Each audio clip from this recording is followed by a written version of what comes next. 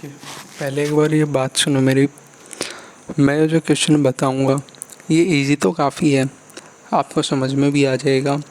लेकिन पता है आपको दिक्कत क्या है? दिक्कत ये है कि आप सोच नहीं पा रहे हो कि क्वेश्चन कैसे करना है। मतलब जिस सोच से क्वेश्चन मैं कर रहा हूँ, या फिर मतलब आप मेरी टेक्निक तो समझ जाओगे कि मतलब मैंने ये क्वेश्चन ऐसे किया, लेकिन जब ऐसा ही क्वेश्चन सेम आएगा तो सोचने में दिक्कत होती है ना, कि आप कैसे सोच रहे हो कि क्वेश्चन में क्या दिया है क्या फिर नहीं। तो वीडियो को स्टार्टिंग से लेकर लास्ट तक देखना, ऑब्ज़र्व करना कि मैं कैसे सोच रहा हूँ। अगर वीडियो स्किप करोगे आप, मतलब सिर्फ सॉल्यूशन देख के चले जाओगे, तो फिर उसका कुछ फ़ायदा नहीं है। फिर वीडियो आप यहीं पे स्किप कर सकते हो, क्योंकि मान लो अगर ये क्वेश्चन आ भी गया तो अगले क्वेश्चन के लिए फिर आप यूट्यूब पे आओगे, फिर उसका कुछ मतलब ही नहीं है ना। खुद सोच के देखो, तो वीडियो स्किप मत करना एक बार। तो आंसर लिख देता हूँ, पहले क्वेश्चन पढ़ो एक बार। A swimmer reach the other bank of a flowing river. यानी कि मान लो यहाँ पे मैं रिवर बना लेता हूँ। आपको भी स्टार्टिंग में ऐसे ही डायग्राम बनाना है, क्योंकि अगर स्टार्टिंग से आप भी ऐसे मेहनत नहीं करोगे तो फिर क्वेश्चन होगा नहीं आपसे।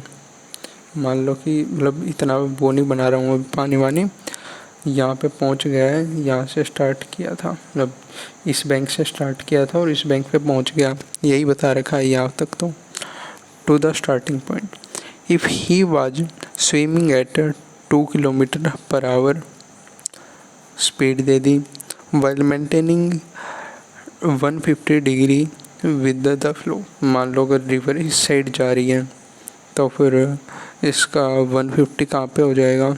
एक तो यहाँ पे सीधी लाइन बना लेते हैं हम, 150 कहीं यहाँ पे ही होगा, है ना। यहाँ तक तो 90 हो गया। ये एंगल कितना होगा? x, 90 प्लस के x इजकल टू कितना दे रखा है? 150। x की वैल्यू क्या आ जाएगी? 60 डिग्री।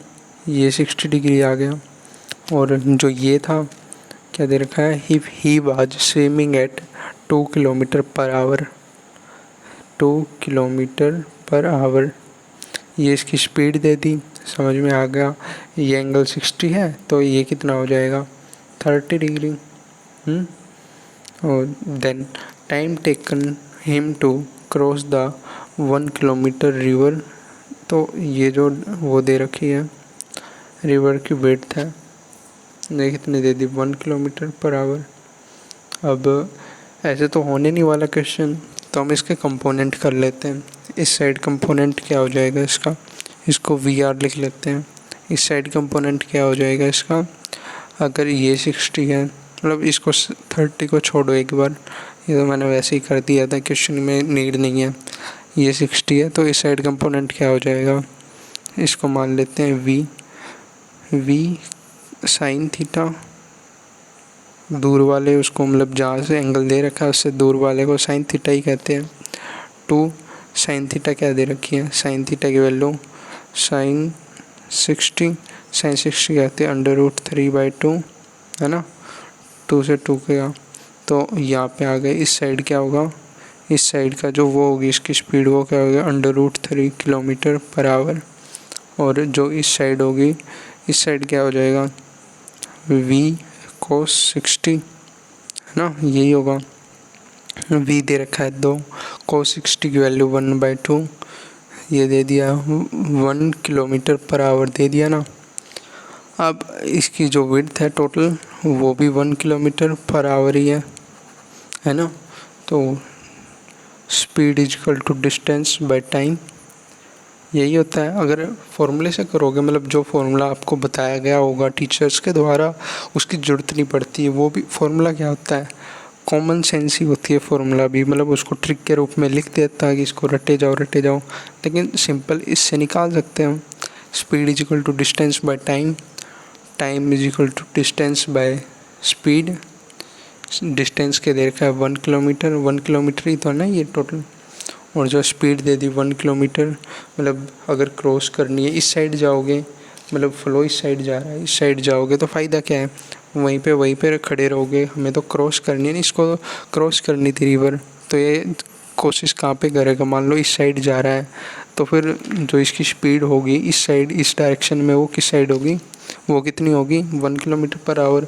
और जो ये स्पीड है इसको पार करने में तो मदद करने नहीं वाली ये वाली, लेकिन ये वाली है यही तो करेगी ना। अब मेरी बात समझो, आपको समझ नहीं आ रहा होगा शायद क्योंकि मैंने ठीक से समझाया नहीं। मान लो कि ये बंदा इस साइड जा रहा है, इस डायरेक्शन में, तो इसके दो कंपोनेंट बनेंगे ना। एक तो इस साइड जा रहा है, एक ही इस साइड जा रहा है। मतलब देखो साथ साथ में इस साइड जा रहा है ऐसे टेढ़ा, तो इस साइड भी जा रहा है, इस साइड भी जा रहा है ना। यहाँ पे एंगल बना दिया 60।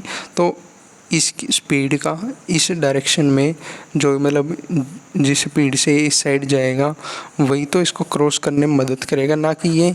तो फॉर्मूला भी ऐसा ही कुछ होता है। ये अगर फॉर्मूला दे रखा है तो v cos 60 ये हो गया स्पीड, और डिस्टेंस में width is equal to total time. यही होता है फॉर्मूला। मतलब कोस थीटा लगा लो, इनमें 60 तो मैंने ऐसे ही कर दिया ना।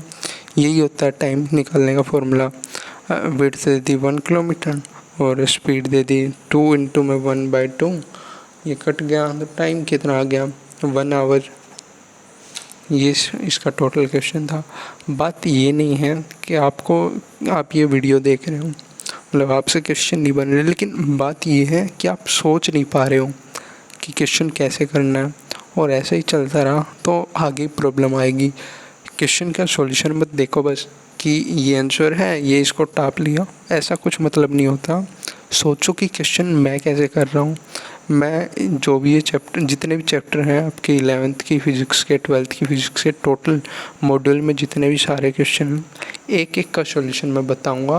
प्लेलिस्ट बना दूँगा अगर आपको देखना है तो। फिर सोचो, मतलब अगर आप क्वेश्चन कर रहे हो, चैप्टर कर रहे हो कोई, जैसे ये प्लेन वाला ही कर रहे हो, स्टार्टिंग में एक एक क्वेश्चन देखो कि मैं कैसे कर रहा हूँ, कैसे सोच रहा हूँ।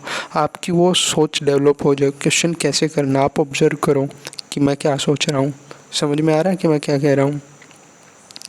ऐसे करोगे और उसके बाद जैसे मैंने बता दिया कोई क्वेश्चन, ठीक है, आपको भी समझ में आ गया। उसके बाद आप ट्राई करो, एक बार करो, दो बार ट्राई करने के बाद अगर कोई क्वेश्चन नहीं आ रहा आपको, फिर दोबारा मेरी